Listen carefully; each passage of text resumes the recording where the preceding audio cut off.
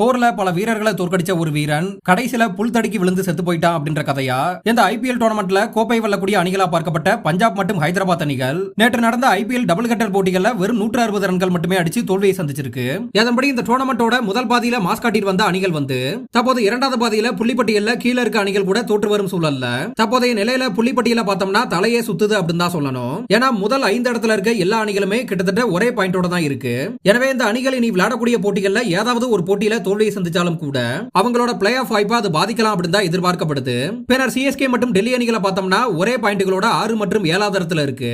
இப்படியான சூழல்ல நேற்று நடந்த பஞ்சாப் எதிரான போட்டியில குஜராத் அணி வெற்றி பெற்றது சிஎஸ்கேவுக்கு வருத்தத்தை கொடுத்திருக்கும் அப்படின்னு தான் சொல்லணும். ஏன்னா குஜராத் அணி இந்த சீசன்ல நிறைய போட்டிகள்ல தோல்வியை சந்திச்ச மாதிரி தெரிஞ்சாலும் கூட கடைசியா விளையாடின 3 போட்டிகள்ல தொடர்ந்து வெற்றிகளை பதிவு பண்ணிட்டு வந்ததுனால தற்போது சிஎஸ்கேவை பின்னுக்கு தள்ளிட்டு முன்னேறி இருக்கு. எனவே சிஎஸ்கே அணி பிளே ஆஃப் போவதற்கான வாய்ப்புகளானது தற்போது குறைவா இருக்கு அப்படின்னு தான் சொல்லணும். குறிப்பா அந்த பஞ்சாப் எதிரான போட்டியில பார்த்தோம்னா ஜேசன் ஹோல்டரோட கம்பேக் ரொம்பவே வியப்பை ஏற்படுத்துது அப்படின்னு தான் சொல்லணும். கிட்டத்தட்ட ஜேசன் ஹோல்டர் முடிஞ்சிட்டாரு, அவரோட கெரியர் ஆனது கிட்டத்தட்ட டவுன்ஃபாலுக்கு போயிருச்சு அப்படின்னு தான் கடந்த சில வருடங்கள்ல சூழலானது இருந்துச்சு. ஆனா நடப்பாண்டு நடைபெற்ற T20 வேர்ல்ட் கப் டோர்னமெண்ட்ல வியப்பை ஏற்படுத்தின ஜேசன் ஹோல்டர் தற்போது அந்த ஃபார்மா இந்த ஐபிஎல் டோர்னமெண்ட்ல கூட தொடர்ந்து வந்துட்டு இருக்காரு அப்படின்னு தான் சொல்லணும். அதன்படி இந்த போட்டியில 4 ஓவர்கள் வீசின ஜேசன் ஹோல்டர் ஸ்ரேயாஸ் ஐயர், நேகல் வதேரா மற்றும் மார்க்கஸ் ஸ்டானிஸ் ஆகிய முக்கிய விக்கெட்டுகள் உட்பட 24 ரன்கள் மட்டுமே விட்டு கொடுத்து 4 விக்கெட்டுகளை வீழ்த்தி இருக்காரு.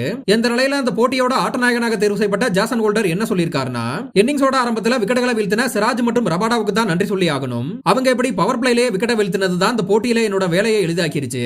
ஒரு பவுலரா நான் சொல்லக்கூடிய முக்கியமான விஷயம் என்னன்னா, போட்டியோட அழுத்தத்தை ஆப்போசிட் டீம் மேல எப்பவுமே வச்சுக்கணும். அதாவது விக்கெட்டுகளை வீழ்த்த முடியல அப்படின்னாலும் கூட நல்ல நல்ல பந்துகளை வீசுவதன் மூலமா எதிரணி பேட்ஸ்மேன்கள் ரன்கள் சேர்ப்பதை தடுத்து நிறுத்தலாம். எப்படி பண்ணும்போது பேட்ஸ்மேன்களை எப்பவுமே பிரஷரோட வச்சிருக்கலாம் அப்படின்னு ஜேசன் ஹோல்டர் தெரிவிச்சிருக்காரு. குறிப்பா அந்த போட்டியின் தோல்வி குறித்து பேசல பஞ்சாப் அணியின் கேப்டன் ஸ்ரேயாஸ் ஐயர் என்ன சொல்லியிருக்காருன்னா, இது விளையாடுவதற்கு ஒரு கடினமான பிச்சா இருந்துச்சு.